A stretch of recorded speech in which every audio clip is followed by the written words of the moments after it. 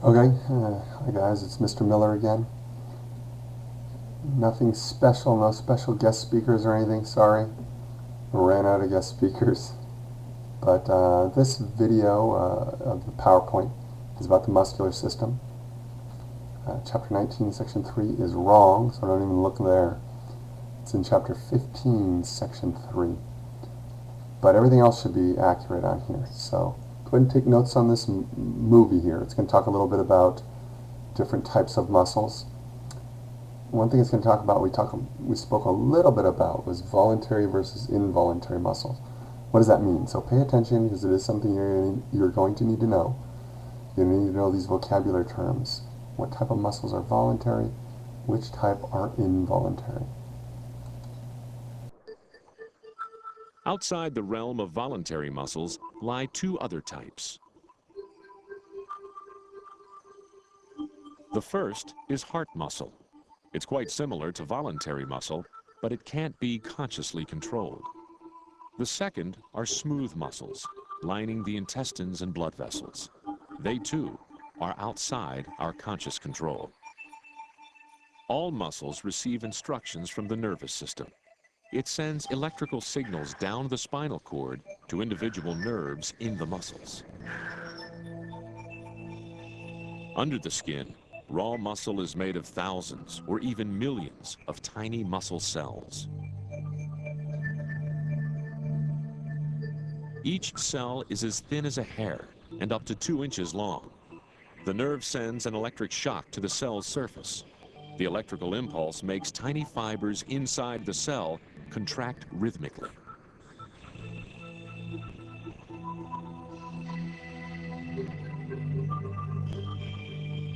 As they contract, the muscle shortens to 2/3 of its original length. It's fixed in place by tendons, which anchor it to the bone.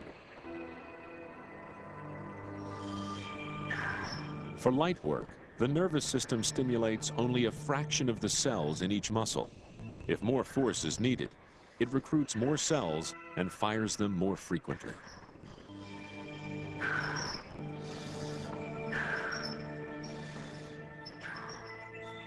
A muscle's power comes from the chemical attraction between different proteins inside this microscopic fiber.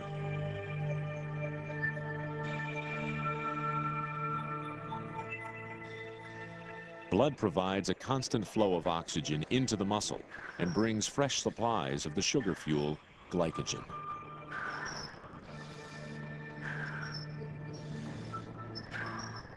When a muscle is working, the skin above it warms up several degrees.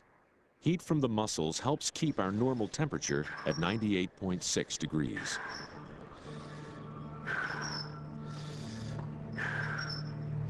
Okay, well, welcome back. Hope you took good notes. If you didn't, go back, watch it again, and take notes. Parts of the muscular system. Of course, we know that the muscles are the organs of the muscular system. Muscle cells work together. There's that muscle tissue. There's different levels of organization. We also have connective tissue, connecting muscle to bones. Those are called tendons. What system controls your muscles? That's what this video is going to be a little bit about. And when a muscle fiber is electrically excited, what happens? So go ahead and watch this. Make sure to take good notes on this. This is really specifically what's happening in a muscle cell, and then that results in the entire muscle doing the same thing. So go ahead and watch this and take good notes. Scientists are studying the muscles of astronauts Flying and other rats. space travelers to determine what can prevent atrophy. To do so, they must examine muscle contractions at the cellular level. Skeletal muscle contains many bundles of cells or fibers which are controlled by the nervous system. Nerve impulses spread across the surface of each fiber and deep into the cell's interior. From the surface, the impulse travels down a system of tubules, then into membranous compartments which release their reservoir of calcium ions. These ions trigger the reactions that cause each muscle cell to contract.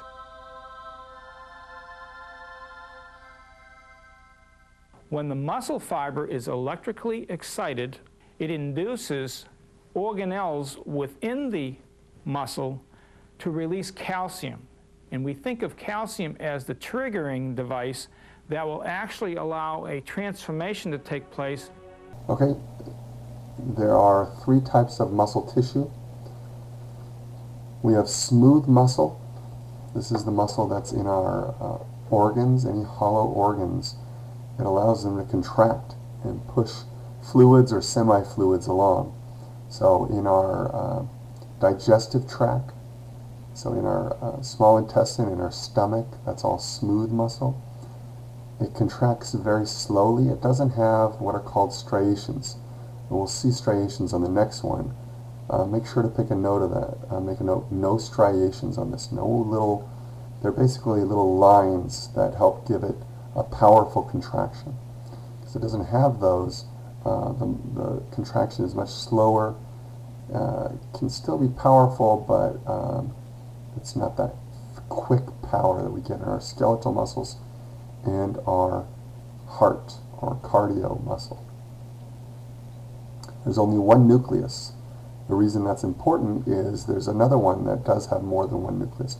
If you can look, it's a little hard to tell, but each one of these is a separate cell, and each one of these dark parts is a separate nucleus.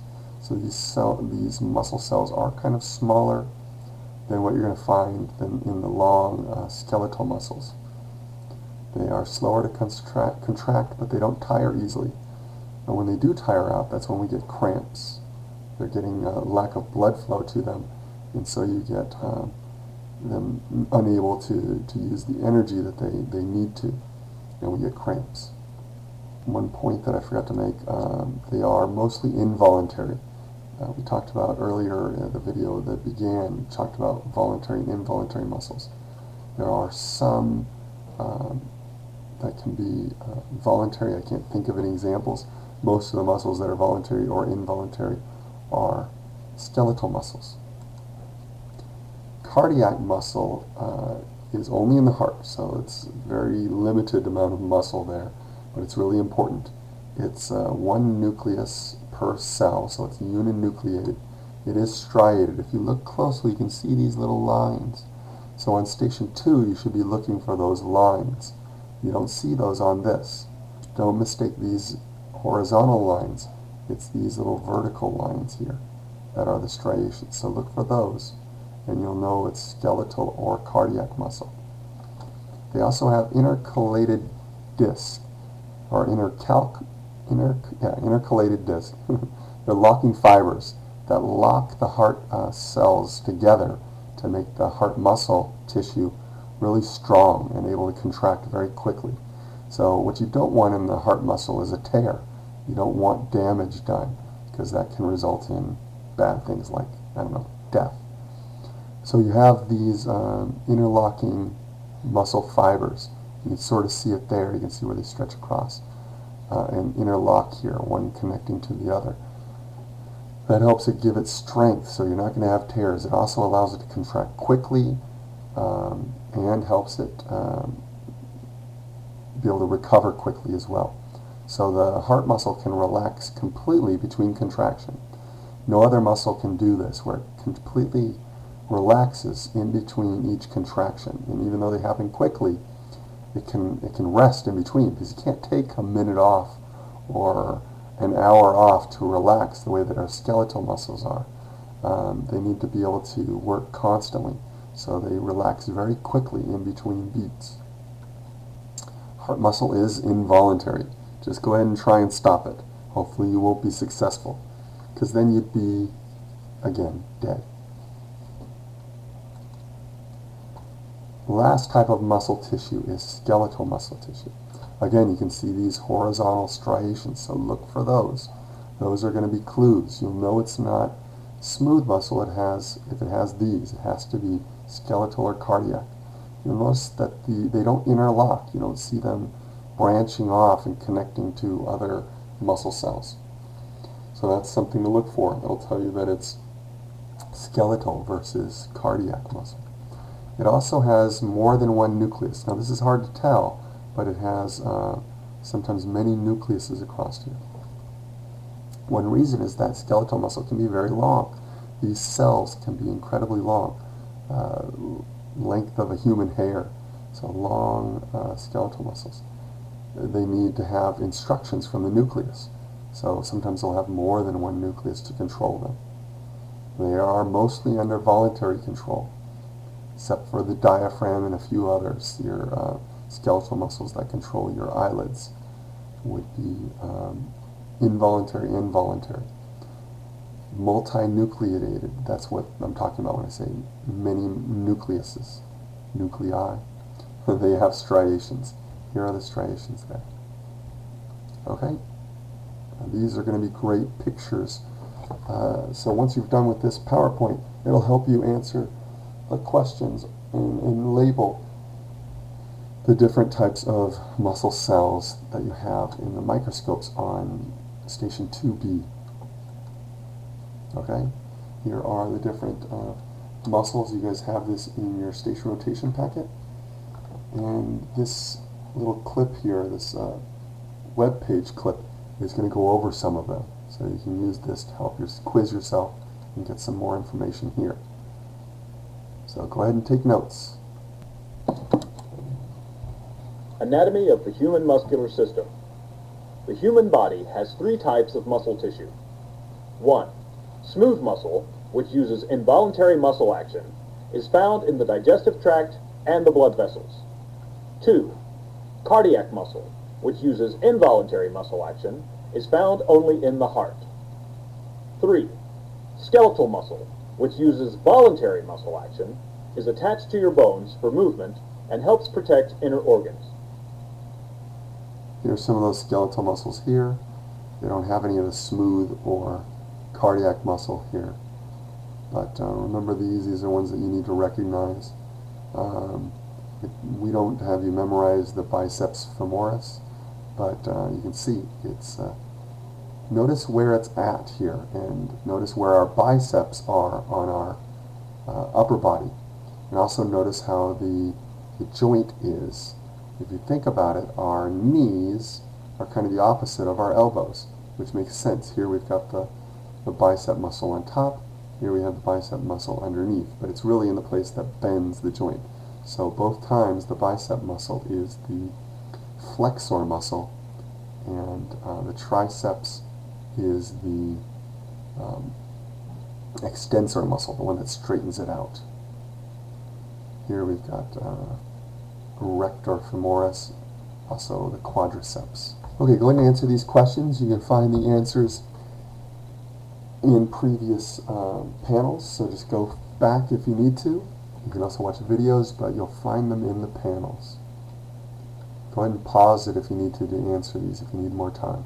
Here's another one that really shows these different types of muscles, so this is another good one to look at for Station 2B.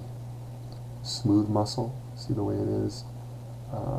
Kind of looks almost, could be confused for cardiac, except it doesn't have the striations the way the cardiac muscle does, and skeletal muscle. Okay, connecting muscles to bones. The tissue that connects muscles to bones is tendons. We have tendons here. This also shows ligaments. Well, ligaments would be more part of the skeletal system. Tendons would be part of the muscular system, attaching muscles to the bones to allow them to pull on them and move. So this one attaches right here to help straighten your knee out. Contraction occurs in pairs. So this is talking about the flexor and extensor. Quadriceps is the extensor. Flexor is the hamstring. We also call it the biceps femoris. This video is not going to talk so much about that. It's going to talk about what's really going on and what's happening in there. And this also explains why calcium is so necessary in your muscle cells and why it's taken from our bones by the cardiovascular system into the blood to be delivered to our muscles. So go ahead and take notes on this. Shortening the muscle in an action scientists call the sliding filament model. When the nerve impulses stop, the calcium ions return to storage, and the muscle cell relaxes.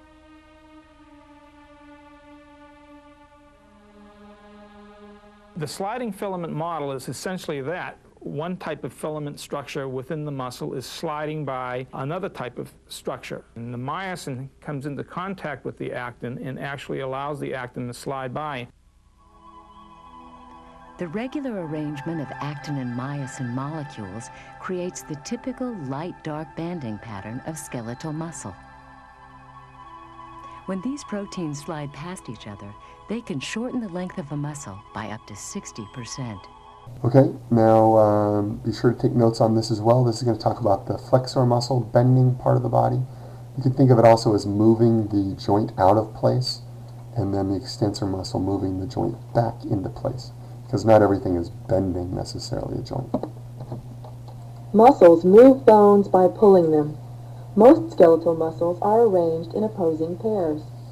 One muscle in a pair pulls a limb in one direction. The other muscle pulls in the opposite direction. The bicep flexes the arm at the elbow joint. Since it flexes a joint, it is called a flexor muscle. The triceps pulls the forearm straight. Since the triceps extends the arm, it is called an extensor muscle. Skeletal muscles are connected to bones by tendons. The point where the muscle attaches to the stationary bone is called the origin. The point where the muscle attaches to the moving bone is called the insertion. This will be some extra credit information there. You won't be tested on origin insertion, but adding extra information to your study guide would get you extra credit. Okay, if you missed notes on that last one, you can always go back and take more notes. One of the nice things about the video. Types of exercise for muscles. One is resistance. This is also, any kind of weightlifting would be resistance exercise. Most effective in developing size and strength of your skeletal muscles. So this is one type of exercise is resistance exercise. You're working with weights or working against something, pushing against something, lifting something. It actually tears the muscle tissue, and then it rebuilds itself even stronger. So it builds the muscle tissue back bigger. It gives us strength and power. We overcome that resistance. Aerobic exercise, also known as cardiovascular, is more steady exercise. It burns more calories sometimes, and it's really for, it does tone the muscles, but it's more for strengthening the heart, working the heart out. Go ahead and take notes on this video. See how athletes train. Even star athletes must rely on the fitness of their involuntary muscles. During his workout, Bobby's heart revs itself up to twice its normal rate. His blood must carry more oxygen to feed his straining muscles.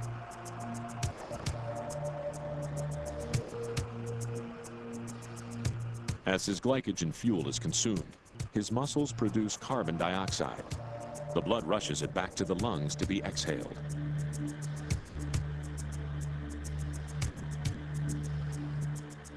Heat is another waste product that must be eliminated from the body. Bobby's temperature is controlled by sweating and by radiation from his skin. Intensive training allows Bobby to draw more efficiently on the energy reserves stored in his body.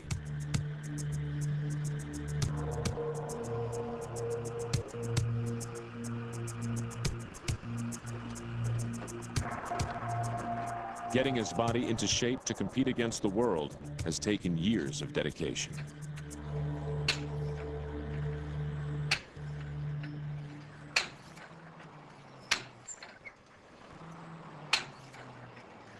While other kinds of machines gradually wear out, the human machine can improve with use. Exercise makes the muscles grow in strength, stamina, and size. Ramsford has worked as hard as Bobby to develop his body. He's training for sheer strength and can lift twice his own weight. Even in the average human, muscles make up almost half the body's weight. The outer shape of our bodies is defined by the muscles below the skin. The human body contains 656 different muscles, about 3 muscles for every bone.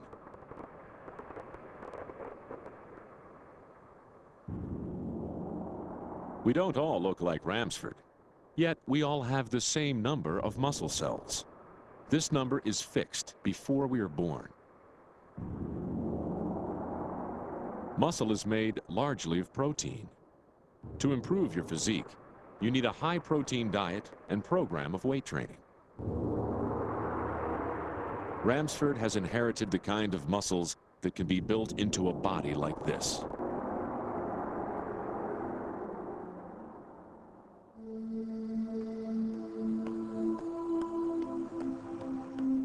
For feats of balance and agility, it's better to inherit lean-looking muscles with a faster response.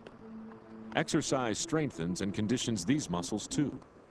It also improves coordination between the muscles and the senses of sight, touch, and balance. Sometimes bulging muscles would be a definite disadvantage.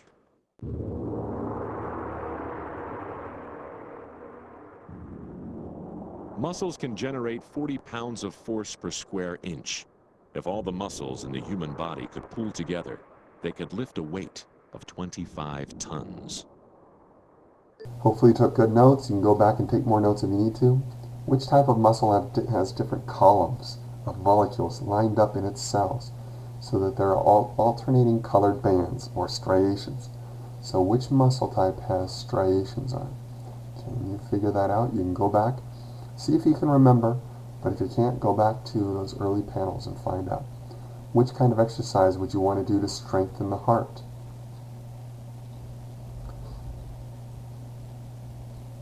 It was just on the previous panel, previous video there. And there's 2 names for it. That gives you a hint. Okay, the last part that we're going to learn about here is levers. Levers are simple machines. You've seen levers. If you've ever been on a teeter-totter, you've seen a lever. But they're also in the human body. Our bones and muscles work as levers at joints. Joints are really what you could call the levers in the body. They consist of different parts. The bar that moves around a fixed point, or the fulcrum. So the bar can also be called a lever. And there are 3 types of levers: first, second, and third class levers. So you'll need to do these on, I believe it's station 7. You're going to be working with levers, so this will be a good place to get your information for that. Go ahead and take notes on this. A lever is a common type of simple machine. It consists of a fulcrum and a lever. The fulcrum is the point that does not move. Suppose we want to lift up a suitcase. The suitcase is very heavy, but only a small force is required to push down on a lever and lift the suitcase. The input force by the hand is smaller than the weight of the suitcase, but the lever allows the small force to overcome the large force by applying the smaller force over a larger distance. Although the suitcase undergoes a larger output force, it only moves a small distance. So levers help us do basically more work with less effort. We put less energy in and can move something further or move something heavier than we would without the levers.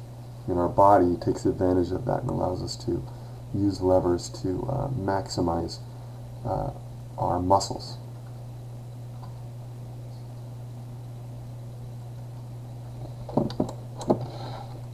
Okay, here's the different types, different classes of levers. Here's a first class lever. We have the load, whatever's being lifted. It could just be a part of the body like it is here. So the load is what's pushing down. Gravity is pulling our chin, the front of our head, down on our neck joint there.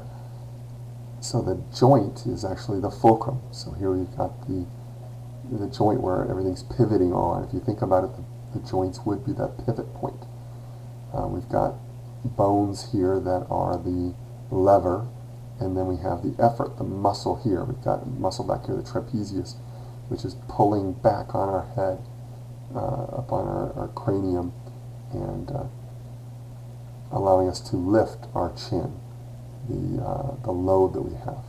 So don't get these mixed up. Here's the load here. This is sort of flipped around backwards. Here's the load pushing down, and the effort. So the load is pulling down with a certain force, and the effort, our muscles are pulling down with a certain force. The fulcrum is between the effort and the load. Which way will the load move? Go ahead and, so here's your key here. Which way will the load move? Go ahead and answer that question. Think about it. Which way is the load going to move? These arrows don't mean which way it's going to move. They mean which way they're working against gravity, which way the force is pushing. But what's going to happen when we push this force down? Okay, here's a second class lever. You can find this in the foot and ankle. It's actually our toes that are doing it, the bones here in our toes. We have now the fulcrum on one end instead of in the middle. And the load, what's pushing down, is in the middle. And our effort, the muscle, is trying to push that up using this. This allows us to lift a heavier load with less effort thanks to the fulcrum over here. So it's a little hard to tell, but on here the load is our full body, and it's pushing down in the middle here, in between this joint and the gastrocnemius, which is pulling up. That's our effort here, our muscle. So the muscle is the effort, the joint, or the load is the body pushing down here in the middle, and then our fulcrum is over here, the joint of our toes. Our phalanges down here is pivoting. Which way is the load going to move? Okay, and then finally our third class lever. Notice each one of these is different. Now we've still got the fulcrum on one end, but instead of the load in the center, like in the second class, we've got the load on the end and the effort in the middle. Which way is the load going to move here? So the load is still trying to push down. We've got our effort lifting up, and we've got our fulcrum, our pivot point, or joint. Now this one can be a little bit confusing too. A lot of us think because it's the bicep muscle that's controlling this, that it would be the bicep muscle over here. It would be a second class lever. But if you think about it, it's not the bicep, it's where it's connecting to the bone or lever. And it's connecting here in the middle.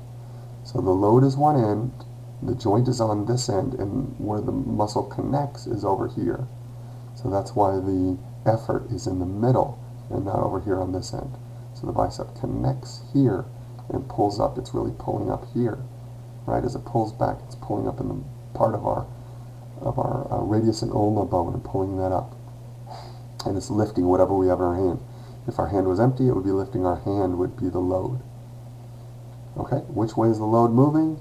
If you haven't guessed by now or figured it out by now, the load is always moving against gravity. So it's always going to be moving up, away from gravity pulling it down. If we didn't have gravity, we wouldn't need the effort to lift it. Okay, I think that's just about it. We're on the last one here. Mechanical advantage. What